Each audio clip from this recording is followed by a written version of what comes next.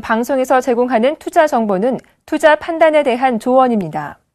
방송에서 제공하는 주식의 가치, 가격 상승 및 가격 하락에 대해서는 방송사에서 보장하지 않습니다.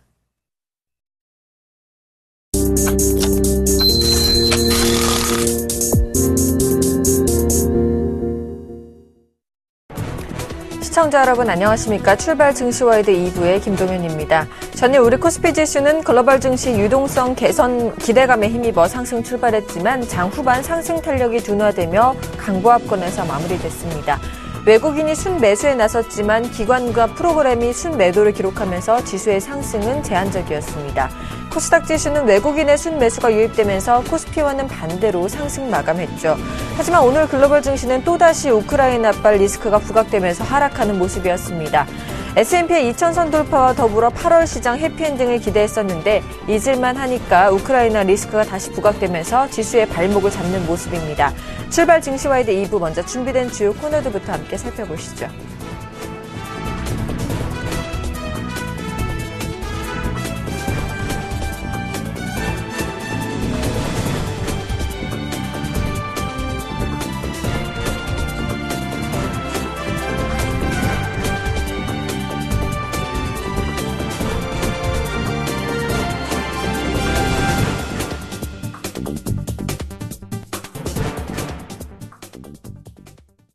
넘버원에게 듣는다 시간입니다. NH농협산물의 이진우 센터장님과 연결해 보겠습니다. 안녕하십니까?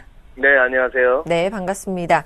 간밤에 뉴욕과 유럽 증시는 모두 지정학적 리스크에 발목 잡히면서 하락 마감했습니다. 센터장님 리포트를 살펴보니까요. 미국 S&P 500 지수의 2000포인트 사수를 좀 아슬아슬하다라고 표현하셨고 조금 지난 얘기이긴 합니다만 잭슨홀 연설날 뉴욕 증시가 약세 마감한 것은 이번이 처음이다라고 기재하셨는데요. 향후 글로벌 시장에 대한 전망 부탁드리고요. 좀 더 자세한 센터장님의 의견도 부탁드리겠습니다.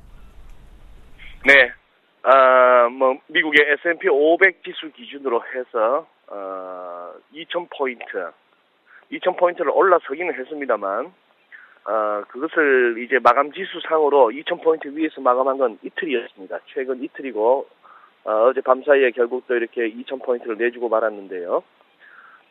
지난주, 목, 금, 토, 사흘에 걸쳤던 잭슨홀 회의, 2010년에 당시 벤 버냉키 연준 의장이, 2차, 3차로 이어질 것이라고는 생각 못했던 양적 완화를 갖다가, 그 당시 더블딥 우려를 갖다 떨치면서 지수를 다시 떠받치는 2차 양적 완화 시사.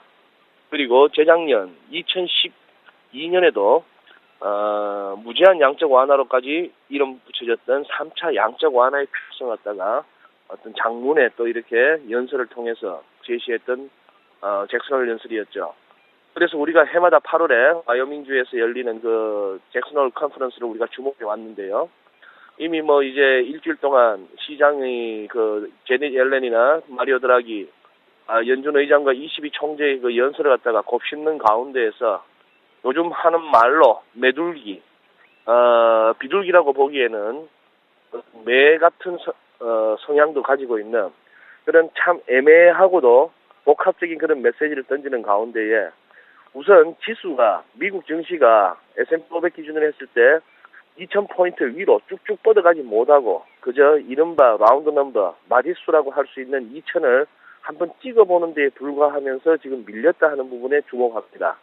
지금 뉴욕발 시황이나 여러 가지 어제 유럽과 뉴욕 증시의 하락을 우크라이나발 지정학적 위험으로 이렇게 풀어나가고 있습니다만 우크라이나 사태가 어제 갑자기 새삼스럽게 무슨 처음에 러시아 군대가 우크라이나를 침공했다라는 침공이라는 단어를 썼다가 그냥 우크라이나 내에 러시아 군대가 들어와 있다 정도로 약화되는 정도로 그쪽 사정에 비해서 이제 시장이 오히려 자체적으로 좀 이렇게 높은 밸류에이션 부담도 느껴지고 기술적으로 과매수 부담을 상당히 느끼던 차에 빠지고 나서 결국 시장은 그러한 우크라이나 핑계를 갖다 대는 거 아니냐 하는 그런 생각이 듭니다. 그래도 그나마 다우지수 같은 경우에 어제 낙폭이 100포인트를 넘는 초반 급락세가 40포인트 되도록 낙폭을 줄였다 하는 얘기는 여전히 시장에서 어떤 추세에 대한 미래는 강하게 남아있다 하는 부분이지만 위로 뚝뚝 뻗어가는 미국 증시나 유럽 증시가 못 된다는 측면에서 좀 이렇게 추세가 늙어가고 있다는 그런 표현이 적절할 것 같고요. 이른바 드라기 약발도 이제 한 그 정도로 한계를 드러낸 것 아닌가, 일단은 그렇게 보고 접근해야 될 것 같습니다.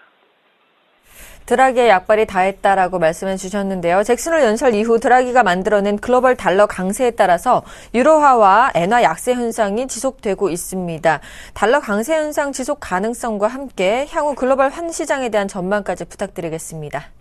네, 지난번 잭슨홀 연설에서의 드라기 메시지의 핵심은 그거였습니다. 향후 미국과 유로존의 실질금리 예상 경로가, 미국은 어쨌거나 금리가 오를 것 같고 유로존 같은 경우에는 계속해서 좀 더 이렇게 떨어지는, 그래서 유로존의 디플레이션 압력이 더 크다, 그런 측면에서 유럽 중앙은행은 계속해서 액션에 나서야 된다라고 해서 일각에서는 미국식 양적 완화의 가능성까지 열어두었습니다.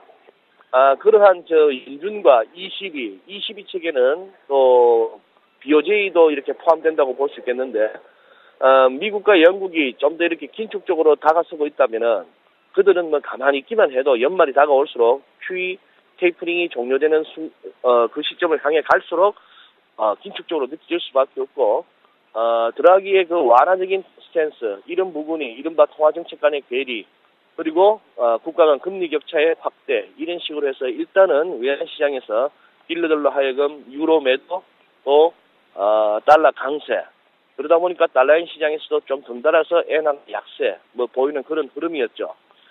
그런 부분이 이제 완전 또 이렇게 실제 리얼머니가 국제 자본 시장의 돈의 흐름에 따라서 그만큼 지금 나타나고 있다기보다는 중앙은행가들의 그 발언에 따라서, 연설에 따라서 딜러들의 기대 심리 변화에 따른 어떤 환율 변화이기 때문에 그 정도까지가 한계인 것 같습니다, 현재로서는. 그러나 이제 문제는 우리 서울 외환시장이죠. 바깥에서 지난 일주일 동안 잭슨홀 회의를 전후해서 달러 강세가 굉장히 가파르게 진행되는 와중에도 서울에서는 달러 환율이 하락하는, 즉 오히려 서울에서는 달러가 약세, 원화가 강세를 보이는 모습을 보였습니다. 전혀 이 재료가 수급을 못 이기는 시장 흐름이죠. 서울 외환시장은 지난 8월 내내 그런 어떤 중앙은행 간 국가 간 통화 정책의 차이, 그리고 지정학적 리스크, 이런 등등, 또 한국은행의 8월 초 금통위에서의 금리 인하 가능성, 이런 것에 기대한 롱플레이가 강하게 펼쳐졌습니다만, 결국 서울 외환시장에 달러 많다는 게 확인되면서 다시 이렇게 또 전저점 1840전 7월 4일 날 찍었던 그쪽을 향해서 가는 환율입니다만, 이 부분이 이제 결국은 우리 환율이 이 부분에서 오늘 또 드리고 싶은 말씀은, 8월 금통위 이후에 이주일 총재의 기자회견 등등으로 봤을 때는 일단 8월 한 차례 금리 인하 이후 그 효과를 지켜보자 하는 스탠스였다고 한다면은, 잭슨홀 연설 이후에 전반적으로 드라기가 전 세계 국채수익률, 이른바 금리를 이렇게 눌러버리고 있습니다. 금리를 떨어뜨리고 있는 그런 국면인데요. 그렇다면은 우리 한은도 한 번 더 좀 이렇게 적극적으로 이렇게 완화적으로 움직일 만한 여력이 생긴 거 아니냐. 그래서 이제 곧 9월에 있게 될 금통위도 한번 관심을 갖게 되는 그런 상황입니다. 밤사이 NDF 시세가 현물 대비 한 1원 정도 높은 1017원 근처에서 끝났다 하는 차원에서, 또 우리 환율도 이렇게 무작정 하락하기보다는 또 이렇게 아래쪽이 좀 받쳐지는 그런 그림인데, S&P 500이 2,000을 기어이 찍고 나서 그 다음 방향성을 고민하듯이, 저 개인적으로는 그러네요. 지난 7월에도 그랬습니다만, 이번에도 그냥 한번 달러 환율 1,000원을 한번 찍든지, 세 자릿수 환율의 발이라도 살짝 한번 담그는 그런 장세가 있었다면은 훨씬 좀 더 이렇게 환율이, 또 시장이 좀 다이나믹하게 움직이면서 더 재밌을 것 같은데, 좀 봐야 할 레벨을 갖다가 제때제때 못 보는 부분이 계속해서 좀 뭔가 좀 찝찝하게 만드는, 그래서 롱플레이도 여의치 않게 하는 이런 국면인 것 같습니다. 계속해서 우리 환율은 상대적으로 안정적인 가운데에 위에서 누르는 수급에 치이는 그런 양상. 그러나 또 이제 월말 지나고 나면은 우리 국내 증시나 외환시장이나 할 것 없이 증시는 이른바 월말만 되면, 분기말 월말만 되면 윈도우 드레싱 얘기가 나오는데, 그런 게 실제 하는지는 뭐 불분명합니다만 그렇다 치고 어쨌거나 또 9월 들어가면은 그냥 뭐 짧은 한 1빌 거래하자마자 또 우리는 추석 긴 연휴로 들어가 버리는데요. 그런 측면에서 조금 이렇게 8월 말하고 9월 초가 또 이렇게 시장 성격이 약간 달라질 수도 있겠다 하는 그런 생각도 가져봅니다. 네, 우리 시장에 대한 얘기를 좀 더 해보겠습니다. 지난주와는 다르게 이번 주 우리 시장은 외국인 선물 쪽 매수세가 지속되고 있고 다시 연고점을 쓸까 아닐까에 대한 얘기가 나왔었습니다. 하지만 어제 마감 시황을 보더라도 상승세는 좀 굉장히 약하다라는 생각을 금치 못하겠는데요. 자, 현재 우리 시장 수급에 대한 진단과 함께 현 지수대에 대한 분석도 부탁드리겠습니다. 네, 뭐 오늘 뉴스를 보다 보니까 서울 지역의 아파트 거래량이 뭐 5년 내 지난 8월 거래량이 좌우지간 8월 거래량이 5년 내 최고다. 그래서 이른바 초이노믹스 최경환 효과다 이런 기사도 보이고 합니다만 우선 뭐 LTV DTI가 이렇게 규제 완화가 돼서 그런지는 몰라도 일단 부동산 시장은 그런 좀 효과를 봅니다만 우리 국내 증시는 아직까지는 초이노믹스의 효과를 온전히 누리고 있다고 보기에는 좀 이렇게 지수 상승이 제한적이죠. 지금 소개하신 바와 같이 또 우리가 매일 확인하는 바와 같이 국내 수급 구도는 외국인들이 사고 국내 기관과 개인은 파는 그런 구도가 계속 이어지고 있습니다. 뭐 굳이 갖다 붙이자면은 한국 증시에 대해서 외국인들만큼 우리 국내 기관이나 개인들이 더 신뢰하지 못한다라고도 볼 수 있겠는데요. 또 역으로 얘기하자면은 8월 들었으면도 최근 들었으면도 뭐 이렇게 한 6조 이상 최경환 부총리 지명 이후에 한 6조 이상을 사들이는 외국인들 그들이 계속 살 것인가 하는 부분도 결국은 누군가가 사준다면은 팔기만 하는 우리 국내 스트레이트들이 사준다면은 그들도 또 차익 실현 나올 수도 있겠죠. 그런 국면이고 어제 시장을 보면서 많은 우리 개인 투자자분들이 이제 어려워하기 시작합니다. 그동안 급등세를 보이던 증권주도 종목별로 가는 놈은 가고 이렇게 또 주춤하는 데는 주춤하죠. 건설주도 마찬가지 양상이고 그런 반면에 또 이렇게 지수에 영향력이 큰 삼성전자나 현대차가 최근에 그 부진을 떨치고 또 이렇게 지수를 떠받치는 모습 이런 모습을 보이고 있어가지고요.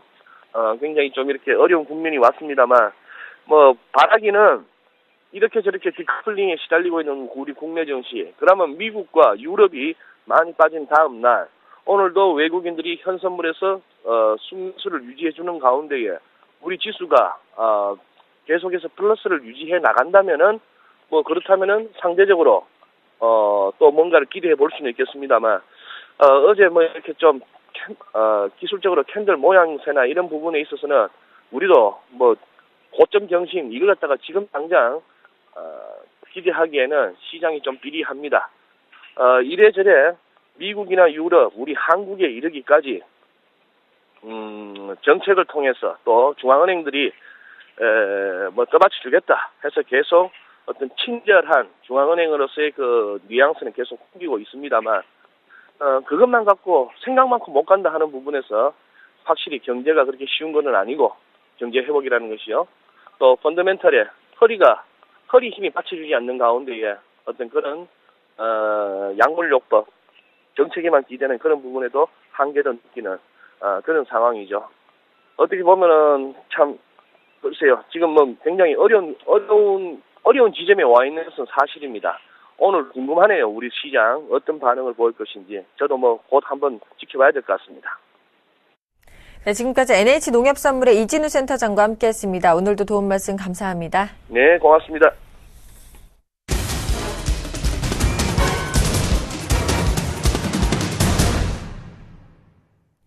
시초가 공략주를 알아보는 시간이죠. 이상로의 한방 시작하겠습니다. 샘플러스 이상로 멘토와 함께합니다. 안녕하십니까? 예, 반갑습니다. 이상로입니다. 네, 반갑습니다. 지난주 금요일에는 관심주가 없으셨죠. 현재 전체 승률은요, 21승 15무 9패이십니다. 오늘장 시초가 5% 공략주 바로 소개해 주시죠. 예, 맞습니다. 일단은 제가 승률, 잠시 한번 언급드리면요. 21승 15무 9패죠. 자, 자막 나가나요? 자, 자막 부탁드리고요. 우리가 한번 21승 15무 9패, 상당히 높은 승률을 지금 자랑하고 있습니다. 이만큼 높은 승률을 유지를 할 수 있는 것은, 바로, 사랑의 힘이죠. 여러분들이 많은 사랑을 주시기 때문에 제가 더욱더 열심히 준비를 하고 하는 게 그런 게 결과치로 나타나는 게 아닌가 그렇게 조금 말씀을 드리겠고요.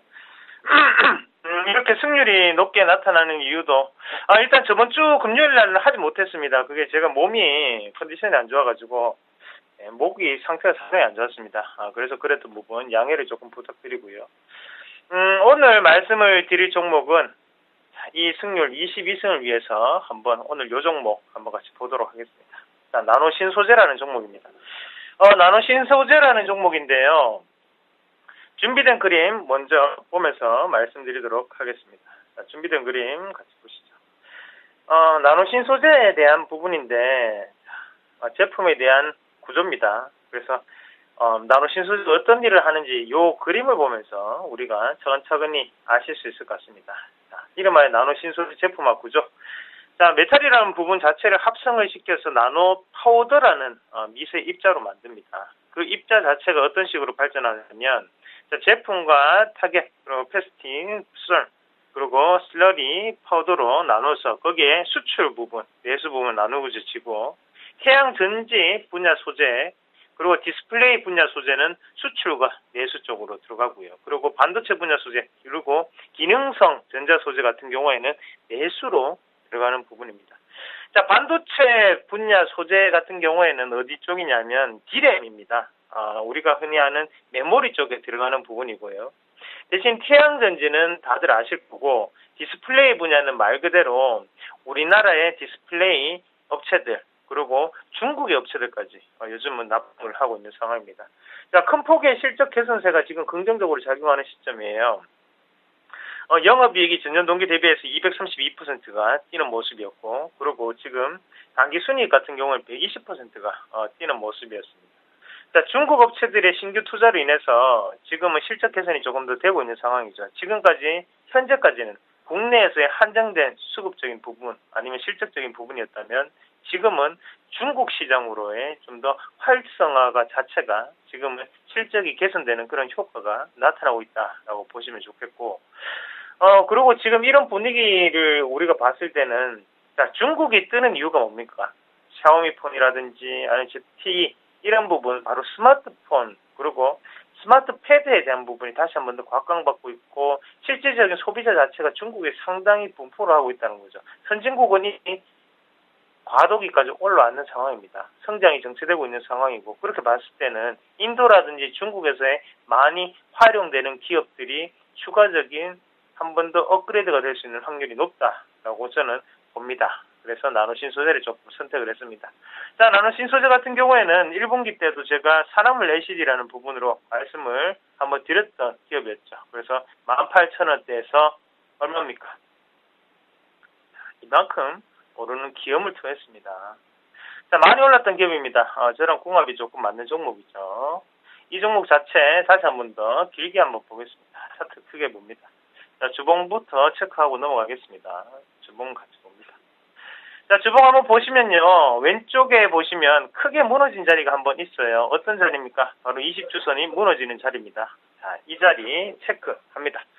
20주선이 무너지는 자리를 기준으로 해서 현재 같은 경우에는 상당한 고가 돌파가 나오지 못했죠. 힘든 과정이 연속이었다. 자, 기업의 가치가 힘들었구나. 대신 돌파가 나온 시점이 언제입니까? 2014년 5월달 2분기에 긍정적인 실적이 발표할 것을 이미 예견을 하고 오버히팅이 조금 들어가는 구간이었고 자, 지금 이미 뚫었습니다. 이미 거래량까지 동반해서 뚫었습니다. 뚫었는데 왜 다시 뺐을까요? 수급적인 부분이 영향을 미칠 수 있겠죠. 자, 수급적인 부분 같이 한번 체크해 보겠습니다. 외국인과 기관이 전체적으로 많이 파는 모습을 나타내고 있네요. 자, 단기적인 수급 한번 체크해 보겠습니다. 자, 단기적인 수급 한번 보시면 어제 강의 프로그램, 대박 플러스에서 소개해드렸던 그 수급적인 부분과 일치하는 모습입니다. 자, 투매성 과정이 펼쳐졌고요. 거기에 대해서 다시 한 번 더 치고 올릴 때 누구 올립니까? 바로 기관이 올리고 외국인은 팔고 있죠. 손바뀜이 이루어지는 구간이구나. 자, 그리고 다시 한 번 더 기관이 이렇게 치고 올릴 때 외국인이 다시 한 번 더 파는 모습이 나타납니다. 자, 이 가격대는 누구의 가격입니까? 바로 기관의 가격이겠죠. 자, 기관의 가격 자체가 지지를 받고 난 다음에 다시 한 번 더 여기에서 반등이 크게 나타나는 자리입니다. 자, 이 반등이 언제까지 나타날지 모릅니다. 자, 적정 가격은 얼마냐면 원래는 이 19,000원대가 가장 좋은 가격대입니다. 하지만 이미 지나간 버스입니다. 이 지나간 버스와의 격차를 좁히기 위해서는 빨리 한 번 더 올라타야 됩니다. 자, 그 가격대 자체 2만원대 밑으로 형성되면 무조건 올라타는 전략이 나와줘야 됩니다. 자, 일단은 방송입니다. 방송이기 때문에 제가 항상 뭐합니까? 시초가 공략이죠. 시초가 공략을 하고 그리고 일주일 동안에 5%를 보는 겁니다. 물리안 여건 속에서도 상당히 활약을 하고 있는 저 바로 이상로입니다. 자, 오늘도 마찬가지입니다. 2만원, 시초가 2만원. 시초가가 얼마로 시작되는지 한번 체크를 해볼게요. 자, 2만원 19,700원인데요. 괜찮은 지금 호가입니다. 이 호가 자체 공략을 해서 일주일만 보더라도 조금 수익이 날 수 있는 종목입니다. 5% 그냥 날 수 있습니다. 다만 10%는 조금 이 자리에서는 지금 수급적인 부분을 한번 확인을 해야 되기 때문에 시간이 조금 걸릴 수 있겠고요. 대신 5%는 무난하게 한번 크게 올라갈 수 있는 종목입니다. 자, 나노 신소재 산화물 LCD라는 인세타 시장도 함께 품고 있는 종목입니다. 자, 이런 종목군은 앞으로의 트렌드적인 부분 그리고 앞으로 변할 수 있는 부분 자체가 상당히 긍정적일 수 있습니다. 그리고 앞서서 물량을 모아놨던 자리가 바로 이 자리죠. 충분히 크게 상승할 수 있는 종목이니만큼 짧게 보지 마시고 진주가 될 수 있는 종목입니다. 그래서 꼭 큰 수익 거두시길 바라겠고요. 나노 신소재 아이고 나는 안 살란다. 사지 마십시오. 대신에 관심 종목이라도 꼭 추가시켜놓고 주식은 이렇게 우리가 수익을 내는 거구나 하고 한 번 더 공부할 수 있는 시간이 되셨으면 좋겠습니다. 자, 그러면 오늘은 여기까지 하겠고요. 오늘 금요일입니다. 제가 오늘 특별히 장중 풀로 마칠 때까지 공개방송 진행하도록 하겠습니다. 제가 아파서 이렇게 공개방송도 잘 진행 못했습니다. 하지만 오늘은 끝까지 여러분들에게 함께하는 시간을 보내도록 하겠습니다. 그러니까 시간 나실 때 들어오셔가지고 어떻게 해야지 이렇게 수익률이 높게 나타날 수 있는지 그리고 어떻게 해야지 1년 동안에 큰 수익을 거둘 수 있는지 같이 고민해보고 같이 즐거운 몸에 하실 수 있는 시간 마련되어 있으니까요. 꼭 참석하셔가지고 같이 오늘 시간 보내도록 하겠습니다. 자, 이상 이성로였습니다. 고맙습니다. 네, 지금까지 샘플러시 이상로 멘토와 함께 오늘장 시초가 공략주 나노 신소재까지 들어봤습니다. 오늘 도움 말씀 감사합니다. 네, 고맙습니다.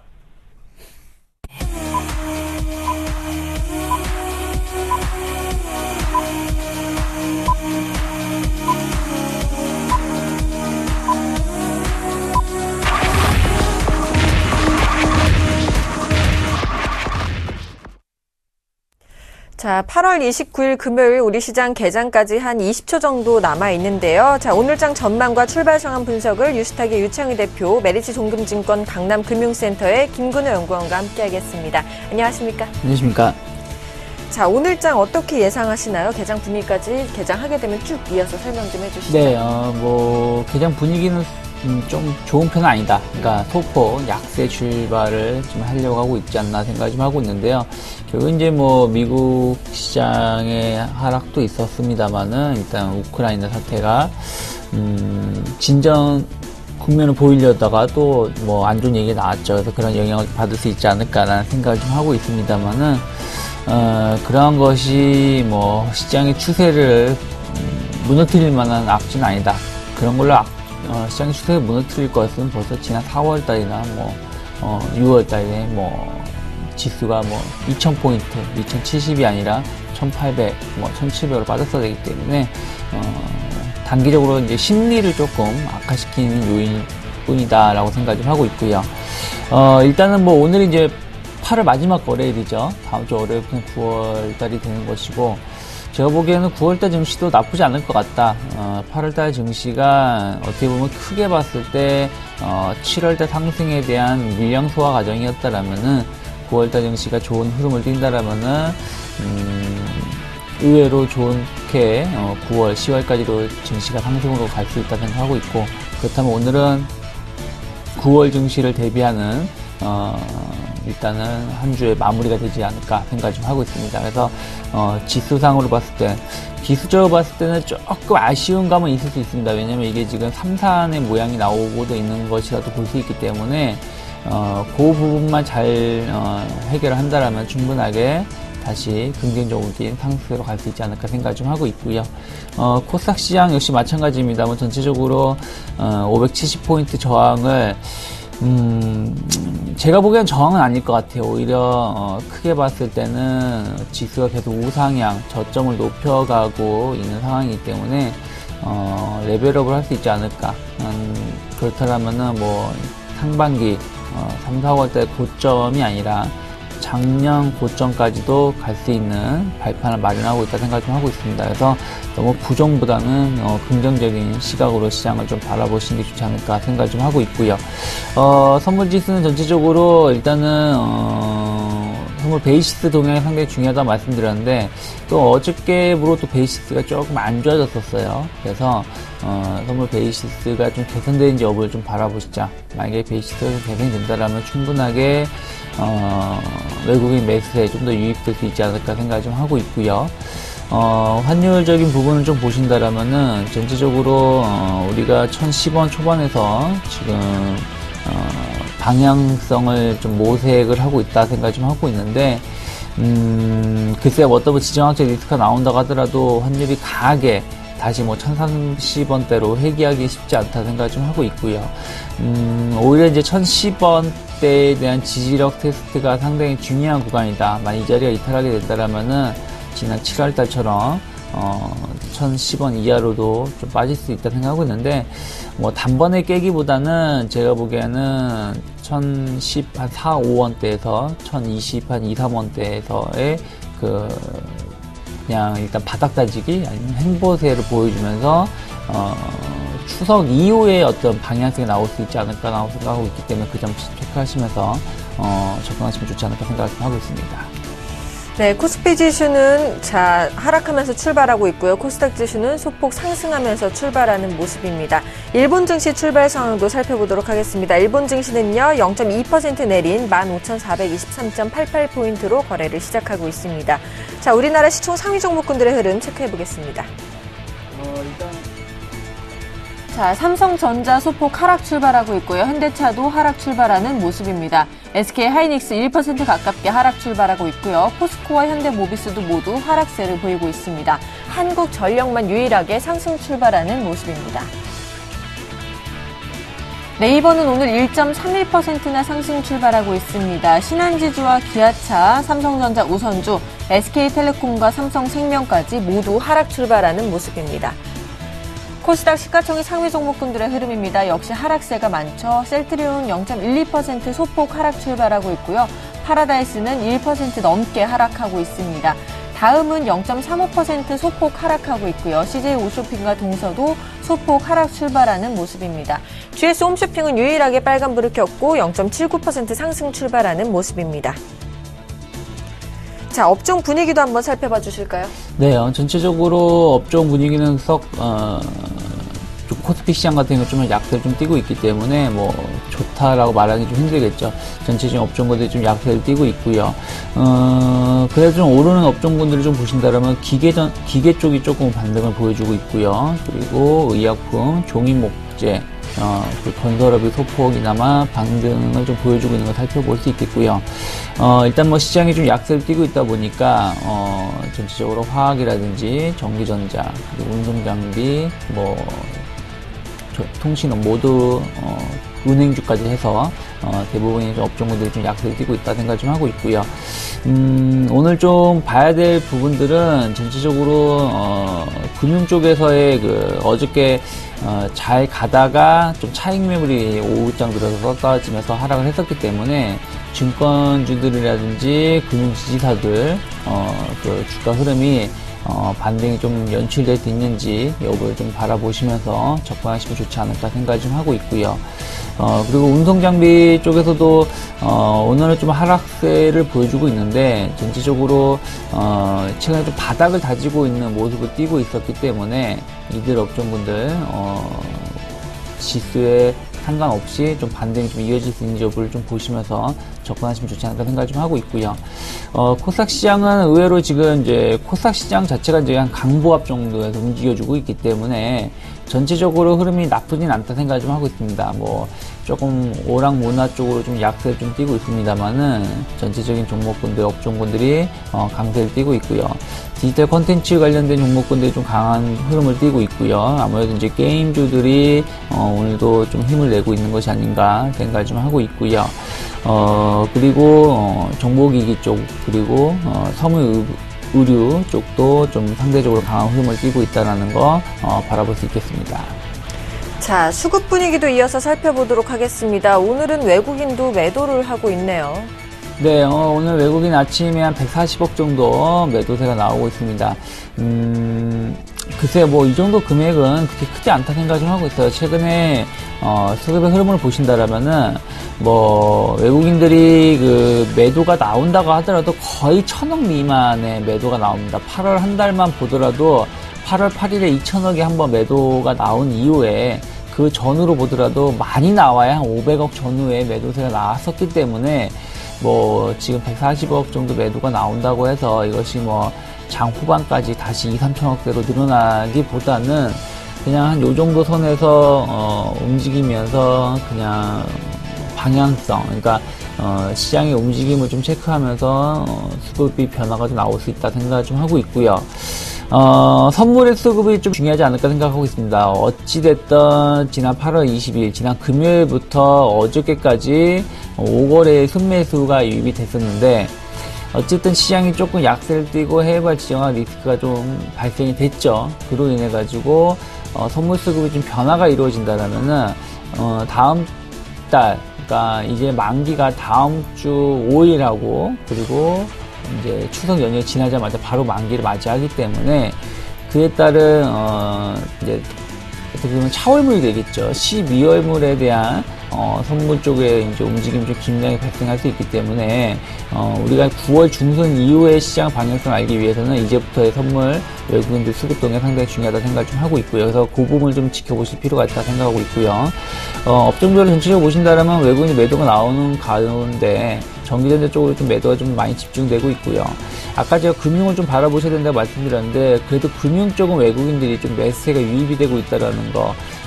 그렇다면 의외로 오후장에 하락이 나오더라도 좀 낙폭이 좀 줄 수도 있지 않을까라는 생각을 개인적으로 좀 하고 있고요. 코스닥 시장 같은 경우는 전체적으로 외국인 기관 모두 좀 매도세를 보여주면서 개인 투자자들이 좀 매수가 유입되고 있기 때문에 코스닥의 상승 강도는 그렇게 강하기가 쉽지 않다 생각을 좀 하고 있습니다. 알겠습니다. 이렇게 수급 분위기 살펴봤고 이제 외환시장 흐름도 살펴보도록 하겠습니다. 유진투자선물의 소병화 연구원과 전화 연결해 보겠습니다. 안녕하십니까? 네, 안녕하세요. 자, 오늘은 환율이 좀 상승하면서 출발하는 모습이네요. 현재 흐름과 전망 짚어주시죠. 네, 금일 환율 우크라이나 지정학적 리스크가 재부각되면서 그로 인한 달러 강세로 1원 10전월은 1,015원 50전의 장을 시작하여서 현재도 개장가 근처에서 주 거래 범위를 형성하고 있습니다. 지난번 우크라이나 대통령은 러시아가 우크라이나를 침공하였다고 발표하고 유엔 안전보장 이사회를 긴급 회의를 요청하였습니다. 또한 미국 오바마 대통령도 추가 제재 가능성을 경고하는 등 우크라이나의 긴장감은 높아져가고 있습니다. 이로 인하여 다우지수는 하락하였고 미달러 역시 강세로 마감하였습니다. 이 영향으로 1개월물 NDF 역시 1,016원 90전에 최종호가 되면서 상승 마감한 모습을 보였습니다. 어제 서울 한시 종가 대비 수합 포인트를 고려하면 1원 정도 상승한 수준입니다. 오늘 외환시장은 우크라이나 지정학적 리스크 재부각 영향으로 여계를 중심으로 매수세가 유입될 것으로 보여져 최근 하락을 마감하고 상승 시도할 것으로 보고 있습니다. 거기다가 어제 발표된 2분기 미국 성장률이 예상치보다 개선된 점도 미국 조기금리 인상 우려를 키워 글로벌 달러 강세에 영향을 줄 것으로 보여 오늘 국내 외환시장에 영향을 줄 것으로 보고 있습니다. 최근 아시아 통화가 20일 부양책으로 인한 글로벌 달러 강세에 별다른 반응을 보이지 않았으나 미국 조기금리 인상에는 즉각적인 반응을 보일 것으로 예상돼 워낙 약세에 영향을 줄 것으로 보고 있습니다. 다만 월말과 추석을 앞두고 내고 물량이 대외적 이슈로 인한 레벨 상승에 따른 매도 기회가 온 만큼 시장에 어제보다 강하게 유입될 것으로 보고 있어 보여질 것으로 예상돼 상단은 어느 정도 제한될 것으로 보고 있습니다. 어제 계속되는 저점 갱신으로 인한 피로감과 당국의 경계감으로 월말임에도 불구하고 시장의 가격 메리트가 부족하여서 적극적인 움직임을 보이지 않았던 내고 물량이 지정학적 리스크로 인한 레벨 상승으로 월 마지막 날인 오늘 환전하지 못하였던 물량이 유입될 것으로 보여 상단은 제한될 것으로 보고 있습니다. 거기다가 어제 경장수지 발표로 인한 워낙 강세, 우호적 분위기도 일시적인 재료인 지정학적 리스크로 쉽게 바뀌지는 않을 것으로 보고 있습니다. 또한 상승재료 부각에도 내고로 인하여 상승 시도가 번번이 막혔던 만큼 일시적인 재료로 인하여서 적극적인 롱폴에도 쉽지 않을 것으로 보고 있습니다. 따라 금일 외환시장은 우크라이나 재료로 인하여 상승 시도를 하는 모습을 보이겠으나 월말 내고로 인하여 상승폭을 조금씩 줄여가는 모습이 될 것으로 예상하며 예상 레인지는 1010원에서 19원 사이를 보고 있습니다. 알겠습니다. 지금까지 유진투자선물의 소병화 연구원과 함께 외환시장 동향 살펴봤습니다. 도움 말씀 감사합니다. 네, 감사합니다.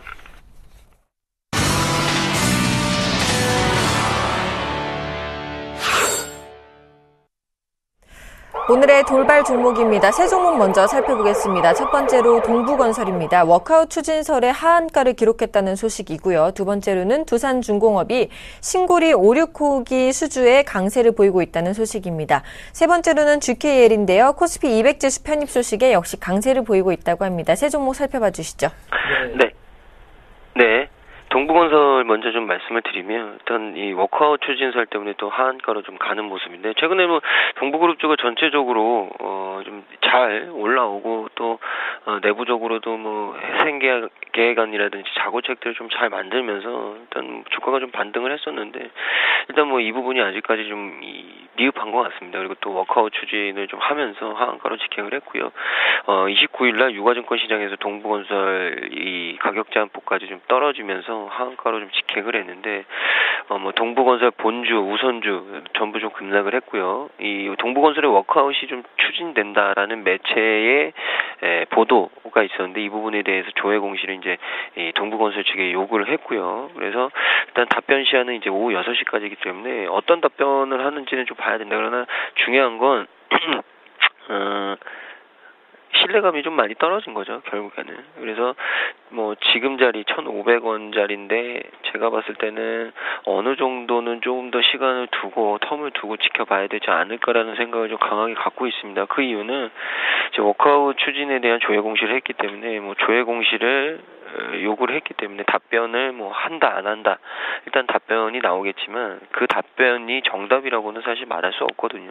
시간이 지나면 또 안 한다고 했다가 할 수도 있고 진행할 것이다라고 했다가 또 어떻게 상황이 좋아져서 안 할 수도 있는 경우들이 있기 때문에 이런 종목들은 분명히 좀 이런 어떤 스토리들이 좀 지나고 나서 완성되고 나서 좀 판단을 해서 투자를 좀 가져가셔야 된다라는 얘기를 좀 드리고 싶고 두산중공업 같은 경우에는 오늘 반등이 좀 나오고 있네요. 일단 21선을 돌파해준 모습은 전체적으로 좀 긍정적이라는 말씀을 좀 드리고 싶고 이 신고리 원자력발전소 5호기, 6호기 공사를 수주하면서 주가가 좀 떠서 시작하는 모습을 좀 보여주고 있는데 이 신고리 원자력발전소의 5호기, 6호기 원자로 설비 그리고 터빈 발전기 공급 계약을 체결을 했습니다. 규모는 일단 2조 3천억 정도 되고요. 2조 한 3,100억 정도 되는데 한국 수력 원자력과 체결을 한 내용이고요.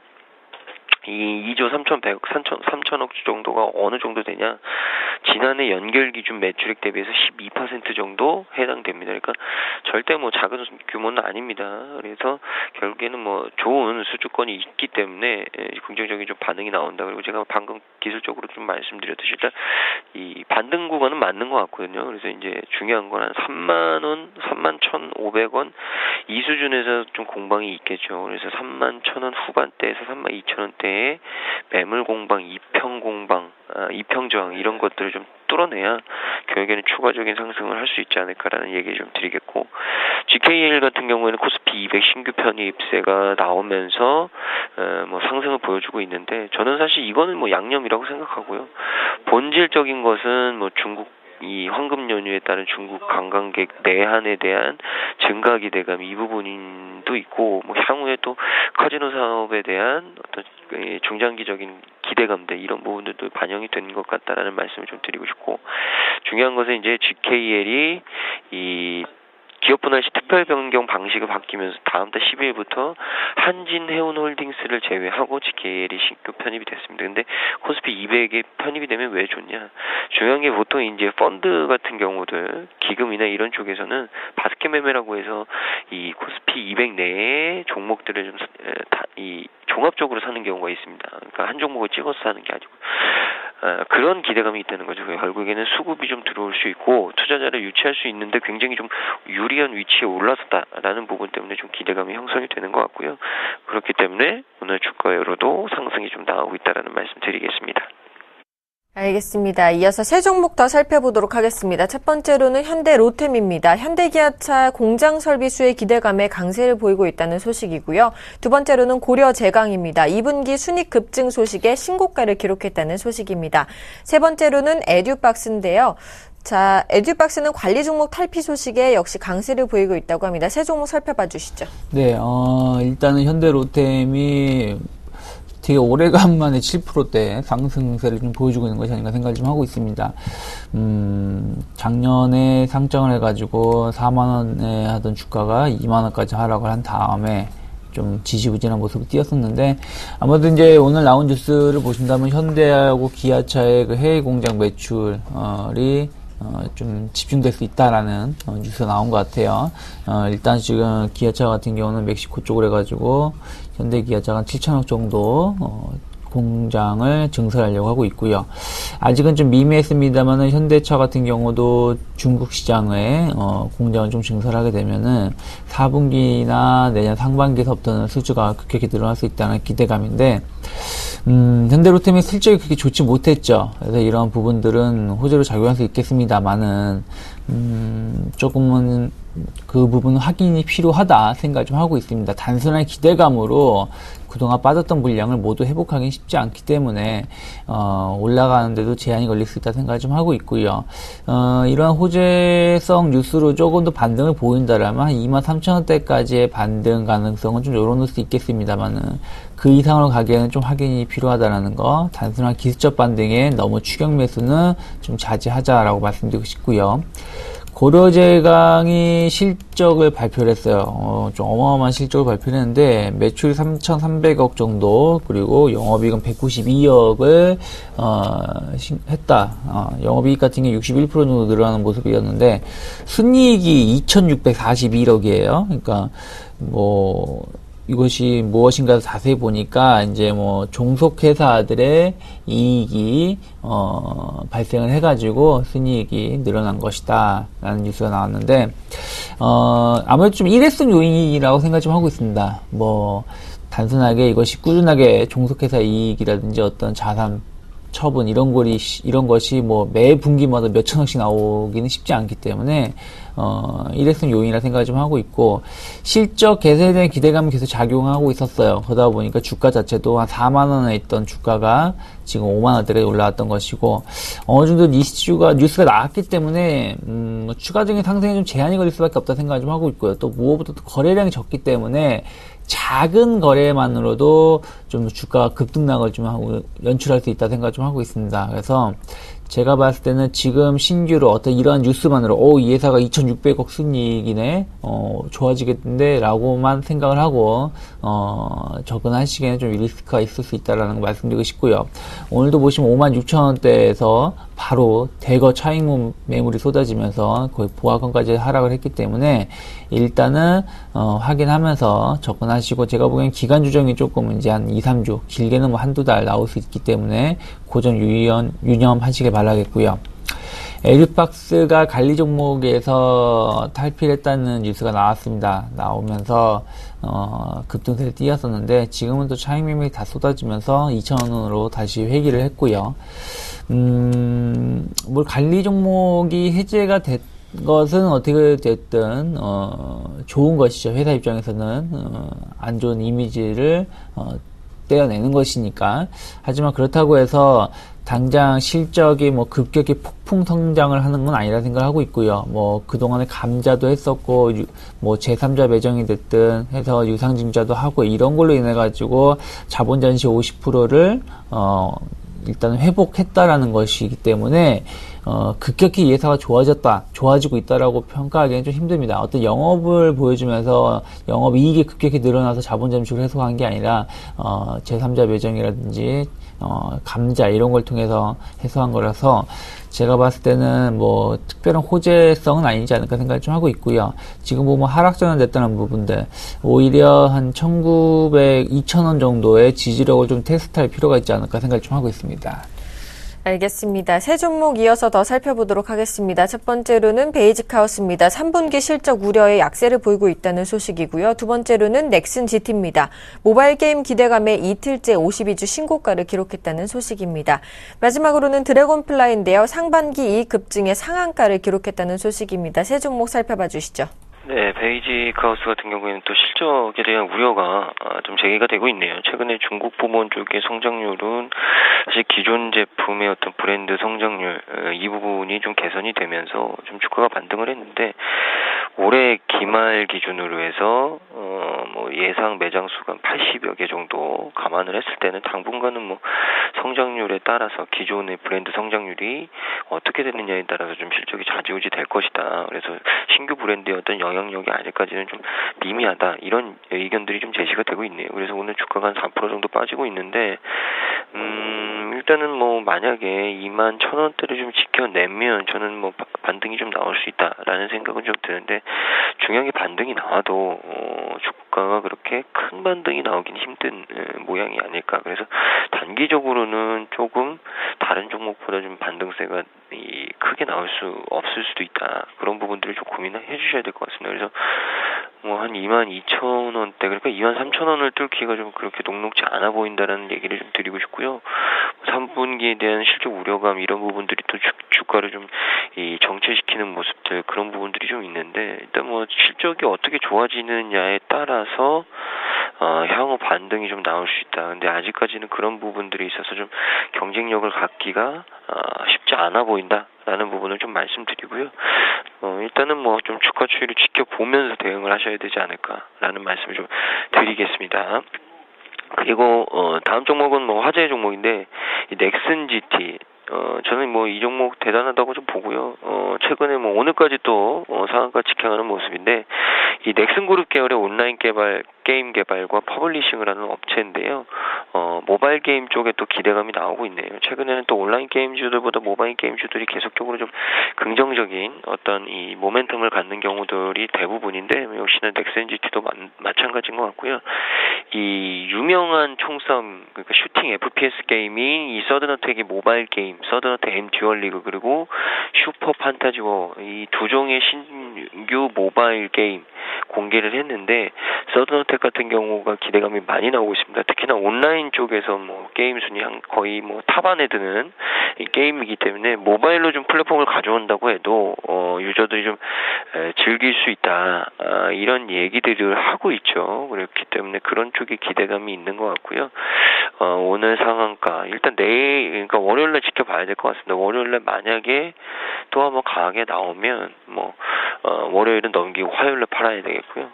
월요일날 뭐 일단은 좀 밀리게 되면 장중에 좀 이 수익 실현에 대한 부분도 고민을 해야 되지 않을까라는 말씀을 드리고 싶고 드래곤플라이 같은 경우에는 또 실적 개선 게임 업체이죠. 드래곤플라이 역시 이 실적 호조 때문에 또 역시나 주가가 굉장히 좀 최근에 급등했던 모습들 오늘 또 상한가로 직행하는 모습인데 올해 상반기 영업이 26억 지난해 동기 대비해서 62% 증가했다고 공시했고요. 매출액은 2% 정도 감소했는데 순이익은 약 5억 원 정도 한 10배가 넘는 수준인데 제가 봤을 때는 사실 게임 업체들의 특징이 영업이익률이 굉장히 좀 높다. 그래서 매출액은 중과하더라도 영업이익은 굉장히 좀 많이 나오는 경우들이 많습니다. 드래곤플라이도 마찬가지인 것 같고요. 일단 오늘 뭐 상한가인데 중요한 게 이제 월요일 흐름이죠. 월요일 날 이 10,000원대를 돌파해서 안착을 한 9,600원 정도에 시키면 그러니까 9,500원이나 600원을 좀 하향 이탈하지 않으면 저는 전고점인 1,550원 직전 고점이죠. 돌파할 수 있다고 봅니다. 근데 만약에 월요일 날 좀 떠서 그러니까 갭 상승으로 시작을 했다가 9,500원을 지지하지 못한다면 주가가 대폭 갭자리를 메울 수 있다. 그 갭자리는 뭐 8,000원대이기 때문에 좀 이 차익 실현들이 나올 수 있다는 부분이거든요. 그래서 그 부분을 좀 주의 깊게 살피시면서 대응을 하셔야 되지 않을까라는 말씀 드리겠습니다. 네, 이어서 세 종목 더 살펴보도록 하겠습니다. 첫 번째로는 웅진그룹주입니다. 윤석금 회장의 실형 소식에 동반 하락세를 보이고 있다는 소식이고요. 두 번째로는 키스톤 글로벌입니다. 자, 다자간 영상통화 SNS인 에어 출시 기대감에 나흘째 상승세를 이어가고 있다는 소식입니다. 마지막으로는 PLA인데요. MGK 광고 지분 매각에 협상했다는 소식에 급등세를 보이고 있습니다. 세 종목 살펴봐 주시죠. 네, 전체적으로 웅진그룹주가 좀 약세를 띠고 있는데 4년 실형 얘기가 나온 것 같아요. 근데 이것이 처음 얘기 나온 게 아니라 웅진그룹이 완전히 이제 초토화 된 거죠. 2013년도 이때. 그래가지고 그때부터 이제 주가 자체는 회장하고는 관계없이 전문 경영이 이쪽으로 해가지고 운영이 됐었기 때문에 이것에 대한 타격은 그렇게 크지 않다 생각을 좀 하고 있습니다. 물론 좀 하락세를 보여주고 있습니다만은 시장이 좀 약하기 때문에 같이 빠지는 것이 아닌가 생각을 좀 하고 있어요. 그래서 웅진싱크빅이 한 1.7%, 그리고 또 어저께 또 이제 그런 얘기가 나왔었죠. 구름빵인가요? 구름빵의 매출은 4,400억이 넘는데 작가한테 간 건 1,800만 원이다. 그래서 공정위가 이런 부분들에 대해 손을 대겠다는 얘기가 나왔었기 때문에 조금 약세가 좀 진행이 되는 것이 아닌가 생각을 좀 하고 있고요. 기타 웅진에너지, 웅진홀딩스 보신다라면 1% 미만의 하락률을 보여주고 있기 때문에 대표의 그 구속은 크게 주가에 영향을 미치지 않을 것 같다라는 거 말씀드리고 싶습니다. 그래서 회사의 앞으로의 실적 개선 여부를 좀 지켜보면서 접근하시는 게 좋지 않을까라고 말씀드리고 싶고요. 키스톤 글로벌이 오늘도 강세를 띠고 있어요. 어저께 에어라는 SNS 관련 종목 어플리케이션을 개발했다고 하는데, 글쎄 저는 솔직히 제가 어떻게 보실지 모르겠습니다만 그렇게 좀 긍정적으로 보진 않습니다. 왜 그러냐면은 이것이 없는 어떤 제품을 획기적으로 만든 것이 아니라 기존에 다 서비스를 하고 있는 것을 후발주자 성격 내는 것이기 때문에 과연 이것을 사용하는 사람이 얼마나 있을 것이냐라고 생각했을 때는 그렇게 크지 않다 생각을 좀 하고 있어요. 기존에 카카오톡, 라인 이런 부분들이 영상통화도 다 있고요. 그리고 메신저 기능도 다 있는 상황에서 어떤 새로운 것을 쓰기가 쉽지 않다 생각하고 있고, 물론 다자간의 영상통화라고 말을 하고 있습니다만은 우리가 어떤 다자가 영상통화를 하고 싶어도 내 친구들이 이 제품을 사용하지 않는다라면은 큰 의미가 없는 것이거든요. 또 다국적 미국판이라든지 일본판이라든지 개발해서 해외에도 판매를 한다고 하는데 그들 나라에서도 나름대로 확고한 위치를 찾아오고 있는 이런 SNS 관련된 어플리케이션이 많이 있기 때문에 여기에 대한 효과는 단순한 기대감이다 생각을 좀 하고 있어요. 그래서 어떤 특히 키스톤 글로벌 같은 약간 세력주들이 좋아하는 종목군들이죠. 그래서 어떤 이슈가 나왔을 때 주가를 급등시키는 모습을 띠고 있는데 오늘도 이제 상승이 좀 제한되는 모습을 띠고 있다는 거 보신다라면은 글쎄요, 이런 이슈로 인해서 얼마를 더 갈지 모르겠습니다만은 그리고 그 이슈가 끝나고 나면 다시 과거의 주가로 회귀할 가능성이 높기 때문에 무리한 접근은 좀 자제하자라고 말씀드리고 싶고요. PLA가 다시 한번 뉴스가 나온 것 같아요. MGK 광구를 중국의 어떤 기업한테 매각을 한다라는 얘기가 나왔죠. 지난 5월 말 정도에 한번 나왔었는데, MGK 광구라는 거는 이제 카자흐스탄에 있는 광구인데 여기에 대해서 한 28% 정도 지분을 보유하고 있습니다. 그래서 이 부분에 대해 매각이 이루어질 수 있다라는 기대감, 얼마 이루어질지 모르겠습니다만 일단 PLA가 그렇게 썩 좋은 실적을 발표하지 못하고 있고요. 그리고 자산 재정 상태도 좋지 않기 때문에 매각이 잘 이루어진다라면은 어느 정도 좀 재무구조 개선에 도움이 될 수 있겠습니다만은 그 부분은 좀 확인이 좀 필요하다 생각을 좀 하고 있고요. 설사 그 재무구조 개선이 좀 개선된다고 하더라도 실적이 그렇게 드러나는 부분들은 아니기 때문에 주가 상승도 제한적이지 않을까 생각을 좀 하고 있고요. 오늘도 보면은 윗꼬리가 좀 나오고 있다는 거 보신다라면은 지난 8월 21일에 하한가에 대한 매물이 너무 크다 생각하고 있습니다. 그래서 그냥 단순한 반대라 생각하시고 이걸로 인해서 회사가 급격히 변화가 되기에는 좀 부족하지 않을까 생각을 좀 하고 있습니다. 네, 이어서 세 종목 더 살펴보도록 하겠습니다. 첫 번째로는 증권주들을 살펴보겠습니다. 코스피 약세에 동반 하락세를 보이고 있다는 소식입니다. 두 번째로는 그동안 문제가 됐던 싱크홀의 책임이 삼성물산에 있다는 소식에 삼성물산이 약세를 보이고 있습니다. 마지막으로는 알톤스포츠입니다. 호실적의 주가가 연일 급등세를 보이고 있다는 소식이네요. 세 종목 살펴봐 주시죠.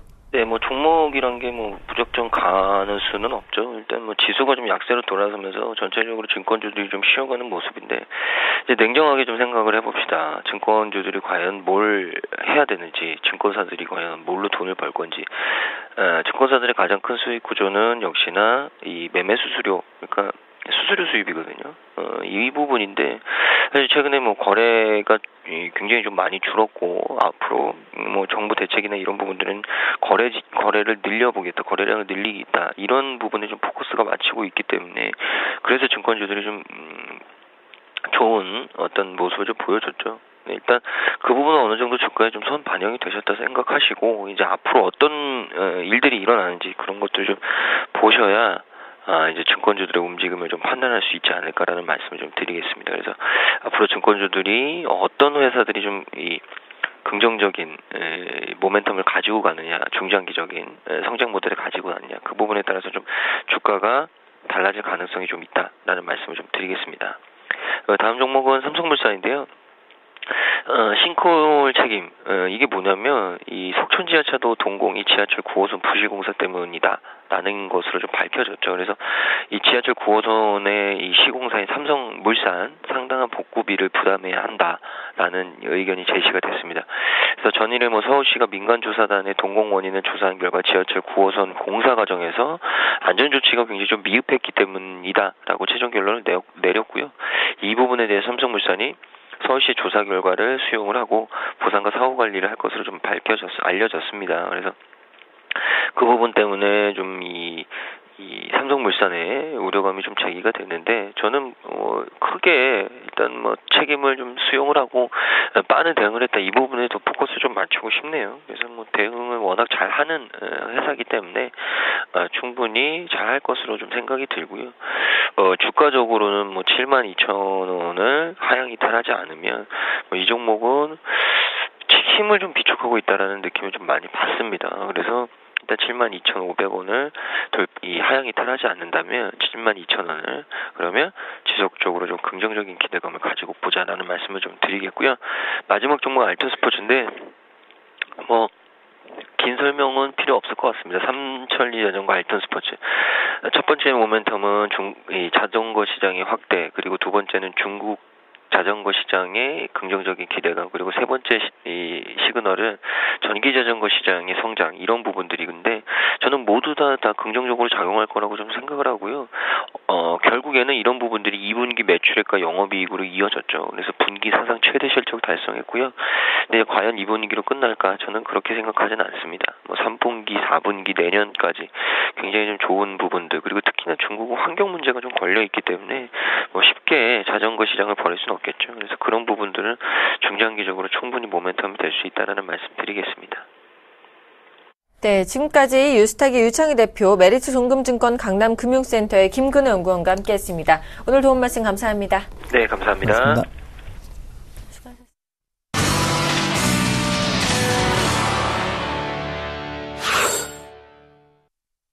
오인의 투자 전략 시간입니다. 먼저 화면으로 전략 함께 만나보시죠.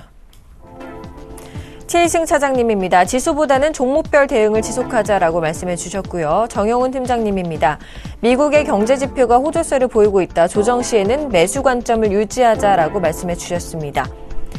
김혜란 연구원입니다. 시장은 박스권 지속이 전망된다. 외국인들의 수급 집중 종목 위주로 접근해보자라고 말씀해 주셨고요. 김현겸 주식팀장님입니다. 지수가 조정 시에는 포트를 재정비하자. 배당, 지주회사, 달러 강세 수혜주에 주목하자라고 말씀해 주셨습니다. 안상현 대리님입니다. 지정학적 리스크보다는 4분기를 대비하자라고 말씀해 주셨네요. 오늘은 유진투자증권 석관동 지점의 안상현 대리님과 전화 연결해 보겠습니다. 안녕하십니까? 안녕하십니까? 네, 지정학적 리스크보다는 4분기를 대비하자라고 말씀해 주셨는데요. 자세한 전략 세워주시죠. 지금 지정학적 리스크가 계속 불거져 나오고 있는 상황이기 때문에 뭐 이런 거 계속 우려하다가는 수익도 안 나고 그런 장세인 것 같습니다. 그래서 우선은 그렇게 크게 지정학적 리스크에 대해서 생각은 하지 말고 4분기 먹거리에 대해서 좀 고민을 해야 될 것 같다고 생각이 들고요.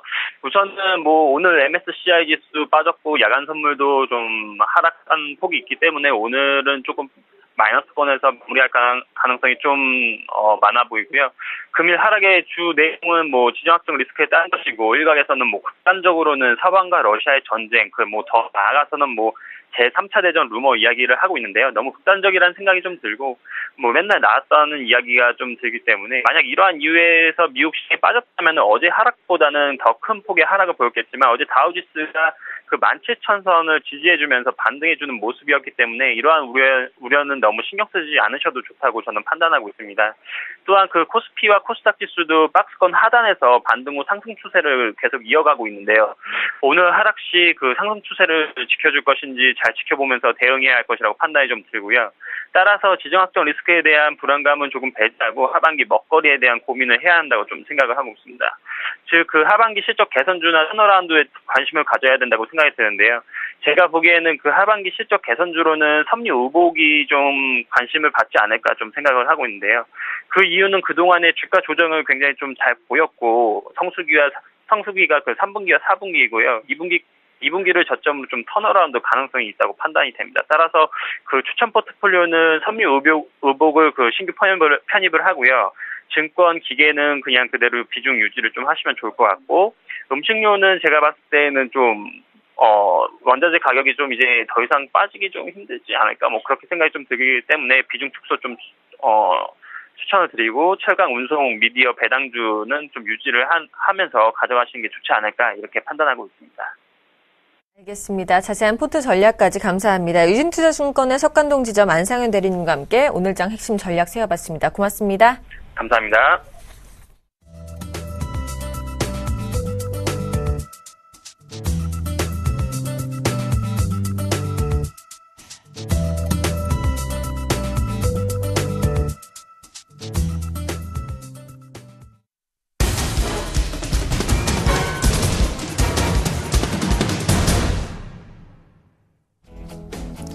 안녕하십니까. 오전장 저가 매수로 오후장 역전을 노려보는 시간 역전의 맹수 예병군 멘토입니다.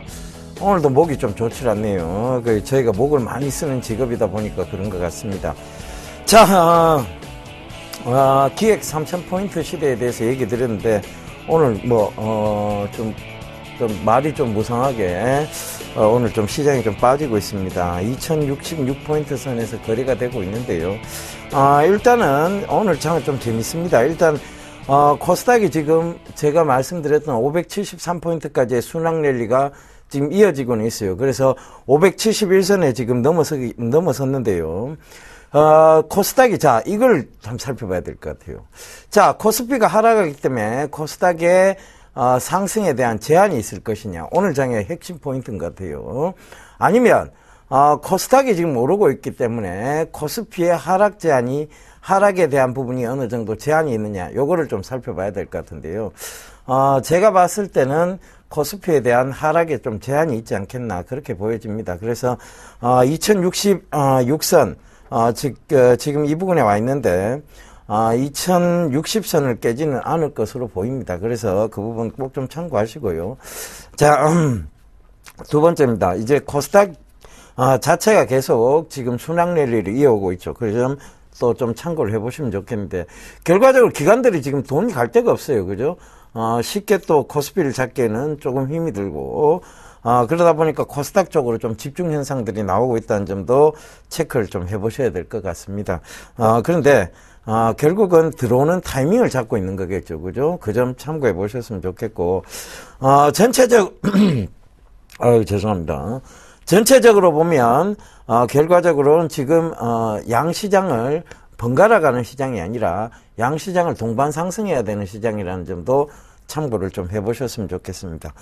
자, 월요일 날부터, 금요일까지 지금 어떻게 진행이 되고 있는가 하면, 월요일 날은 기획으로 간다 3000포인트에 대한 얘기를 드리고 있고요. 화요일 날은 기획으로 간다 확 간다. 그리고 수요일 날은 간다 또 간다. 그리고 목요일 날은 간다 훅 간다. 요걸로 이제 여러분들께 기획을 잡아드리고 있습니다. 그런데 이번 주 월요일이었죠. 이제 기획 3,000포인트에 대한 얘기는 결과적으로 우리나라 주가가 물가 대비에 비해서 저평가되어 있다. 이거 강조 많이 드렸고요. 그래서 그 부분 참고하시면 되고, 일본의 버블 경제하고도 비교를 좀 해드렸습니다. 일본의 전후세대가 버블 경제에서 이제 지금 그 일본의 전후세대가 경제 성장을 이루고 난 다음에 그 버블 경제가 무너지면서 일본하고 지금 비슷하게 가는 거 아니냐라고 얘기를 하시는 분들이 많았어요. 그리고 거기에 대한 관측을 하시는 분들도 있었는데 그건 결국은 기후라는 거. 왜냐하면 일본하고 지금 우리나라의 상황이 분명히 다르고, 일본은 소니와 도요타의 몰락과 함께 지금 한국은 삼성전자와 현대차의 부흥기가 이루어지고 있는 점입니다. 물론 삼성전자 지금 주가가 조금 빠지고는 있어요. 많이 지금 조정을 좀 받고는 있는데, 그렇다고 해서 삼성전자가 지금 실적적인 측면이라든가 이런 게 확연하게 지금 좋지 못하느냐? 그렇지 않습니다. 많이 너무 좋았다가 지금 살짝 실적적인 측면에서 살짝 조정을 받고 있는 거죠. 바로 중국 업체들의 공습 때문에 그렇습니다. 그죠? 그런 부분도 참고를 해보셔야 될 것 같고. 오늘 계속 목이 이렇게 잠기네요. 통화정책에 여유가 좀 있다는 것도 좀 참고를 해보셔야 지금 전일 이제 기사에서 나왔죠. 그죠? 우리나라 계속 흑자 기조를 이어가고 있다는 점. 그 흑자 기조를 통해서, 그러니까 내수 부진형 흑자 기조라서 그게 좀 문제라서 그렇지. 결국은 내수와 내수 경기가 살아 돌아온다면 내수 부진형 흑자 기조가 분명히 이것이 주가에 큰 도움이 될 것이라는 얘기입니다. 그래서 그 점도 좀 참고를 해보셔야 될 것 같습니다. 자, 화요일 날이었죠. 이제 간다 또 간다를 말씀드렸어야 되는데, 간다 확 간다를 말씀드렸어야 되는데, 간다 가겠나를 말씀을 드렸죠. 그래서 그때 신공항 관련주를 말씀을 드렸습니다. 신공항 건립은 현 정부 과제 중에 하나예요. 그래서 지금 밀양과 가덕도가 논의가 되고 있는데, 이것은 중기적 모멘텀이 확실하다. 그래서 확정 전까지는 이 모멘텀들이 계속 꿈틀꿈틀 살아 돌아올 것이다. 그래서 여러분들이 분할로 좀 접근해 들어가는 전략이 맞다는 얘기 드렸죠. 그죠? 그래서 세우글로벌, 영화금속, 동방성기, 영흥철강을 보여드렸고요. 지금 금일 보면 세우글로벌이 한 2% 정도 오르고 있고, 그 다음에 영화금속, 동방성기, 영흥철강, 이런 종목들이 조금 지지를 어느 정도 형성해 가면서 올라오고 있는 점도 참고를 해보셨으면 좋겠습니다. 자, 그 다음이죠. 간다 또 간다에 대해서는 제가 전기차, 즉 미래차 관련해서 얘기를 좀 드렸죠. 바로 인베디드 소프트웨어 시장, 스마트카, 바로 MDS 테크 말씀드렸고, 우리산업, 그리고 코디에스, 전기차 건립, 그렇죠? 그 다음에 에코플라스틱, 플라스틱 제품, 그 다음에 대동, 대동은 여러분들 스마트키라는 거 참고로 하시라는 거 말씀을 드렸습니다. 그 점도 좀 참고를 하셨으면 좋겠고요. 결국은 중국 전기차 충전소에 약 1천억 위안을 투자한다 합니다. 어마어마한 돈이죠, 그죠? 이 어마어마한 돈을 투자를 한다는데, 전기차의 지금 충전기에 대한 움직임이 좀 미비합니다. 그런데 이 스마트카 시장, 분명히 좀 미래차 시장, 이거 분명히 좀 살펴보셔야 된다는 거고, 화학연료에서 바이오연료로 바뀌는 거예요. 이제 연료의 패러다임이 바뀌는 거죠. 그죠? 그렇다면, 지속적 모멘텀, 그리고 성장성을 갖추었다고 보면 되겠습니다. 그리고, 차량이 미래차들은 가벼워질 수밖에 없죠. 뭐 때문에? 바이오연료로 바뀌기 때문에 그렇죠. 그리고 스마트화 될 수밖에 없습니다. 뭐 때문에? 바이오연료로 바뀌기 때문에 그렇습니다. 전체적으로 보면 이 바이오연료는 힘이 조금 딸리고, 그 다음에 분배를 잘해야 연비가 나올 수 있습니다. 효율적이죠. 그래서 이 스마트화, 그 다음에 경량화에 대한 부분 꼭 좀 체크를 해보셔야 될 것 같습니다. 그 다음에 바로 이제 전일이죠. 간다 훅 간다를 말씀을 드리면서 이제 게임주에 관련해서 좀 말씀을 드렸어요. 이 게임주에 관련해서 말씀을 드렸는데 좀 조심하셔야 된다. 게임 산업의 성장 속도는 폭발적이지만 주가가 더 폭발적으로 움직였다. 그 얘기 드렸고요. 대장주의 조정은 나머지 게임주의 급락을 가져올 수 있다 말씀을 드렸죠. 컴투스가 지금 조정이 심하게 들어오고 있습니다. 그죠? 전일 살짝 오른 듯 했는데 결과적으로는 보세요. 조정이 들어오고 있습니다. 그 점도 참고를 해보셨으면 좋겠습니다. 그냥 여러분들이 이런 프로그램을 계속 시청을 하셔야 된다니까. 그래야 저게 지금 들어가는 구간이 아니구나. 지금은 저걸 매수하는 구간이 아니구나. 이걸 생각할 수 있습니다. 자, 게임빌도 지금 하락이 나오고 있고요.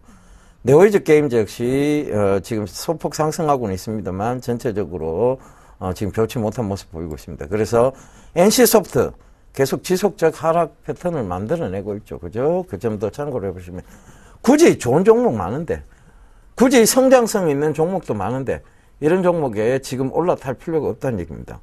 예전에 컴투스를 제가 이 방송에서도 여러분들께 추천을 드린 바가 있어요. 근데 그때 바로 그때 가격대는요 굉장히 낮은 가격대. 컴투스가 지금 15만 원까지 갔었는데요. 그때 가격대가 4만 원대였습니다. 그렇게 따진다면 굳이 이걸 지금 4만 원에서 이까지 올라온 종목을 지금 보실 필요가 없다는 얘기죠. 그죠? 그래서 꼭 좀 참고를 하셨으면 좋겠습니다. 자, 시장에 대해서 이렇게 전반적으로 좀 훑어드렸는데요. 자, 시장에 조금 하락폭이 좀 커지고 있습니다. 2063까지 접근을 했네요. 그래서 코스닥은 여전히 조금 좋은 모습이고요. 코스피가 이제 조금 문제가 좀 될 수 있는데 결과적으로는 코스피가 지금 떨어지니까 코스닥 같이 좀 조정을 받는 모습입니다. 좀 앞전에 말씀드렸던 코스닥의 상승으로 해서 코스피가 올라오기는 조금 힘이 든 모양이네요. 그래서 코스피의 어떤 하락 5060선이 오늘 어떤 하락의 끝이 아닌가 보여집니다. 그 점 꼭 좀 참고하셨으면 좋겠습니다. 시장은요 이렇게 상승과 조정 상승과 조정을 반복합니다. 그때마다 여러분들이 흔들리시면 결과적으로 여러분들 돈만 녹아납니다. 그래서 제가 결코 흔들리실 필요 없고 주식을 하신 분들은 마찬가지예요. 위쪽으로 배팅을 하고 계세요. 근데 계속 흔들리다 보면 여기 옮겨 타고 저기 옮겨 타고 그리고 흔들리고 하다 보면 여러분들의 돈만 녹아납니다. 그래서 이런 장은요 많이 변동성을 주면서 흔드는 구간에 있는 장은 여러분들께서 심지구든 매매하시는 게 맞습니다. 결과적으로 잘 올라오는 시장에서 변동성이 있을 때는 그때는 왔다 갔다 옮겨 타기와 그 다음에 여러분들이 비중 축소, 분할 매도, 분할 매수를 하는 게 좋죠. 자, 그래서 이런 중요한 얘기들 강연에서 여러분들께 드리고자 합니다. 바로 토요일 내일이죠, 그죠? 오후 2시 KTX 대전역에서 합니다. 1층 창의실에서 하고요. 일요일 날이죠. 수원에서 합니다. 오후 2시 경기 중소기업 종합지원센터입니다. 여기 3층 희망실에서 하니까요. 좀 많이 들어와주세요. 특히 대전 분들, 충청도 충청권 영역에 계신 분들, 그 다음에 경기권 영역의 수원 분들 좀 많이 들어오세요. 그래서 저희가 중요한 얘기 드리도록 하겠습니다. 저하고 정재원 멘토, 정혜사단이 같이 갑니다. 그래서 참가비는 무료고요. 문의 전화는 1577-7451번입니다. 여러분들 오시면 제가 좋은 얘기 많이 들려드리도록 하겠습니다. 그러니까 꼭 좀 많이들 참석해 주세요. 자, 시장 어느 정도 하락폭의 끝자락까지 와 있는 것 같습니다. 여러분들 너무 걱정하는 마음보다는 차분히 대응하는 전략 필요하다는 거 다시 한번 강조드리면서 저는 이만 물러가도록 하겠습니다. 감사합니다. 예병군이었습니다.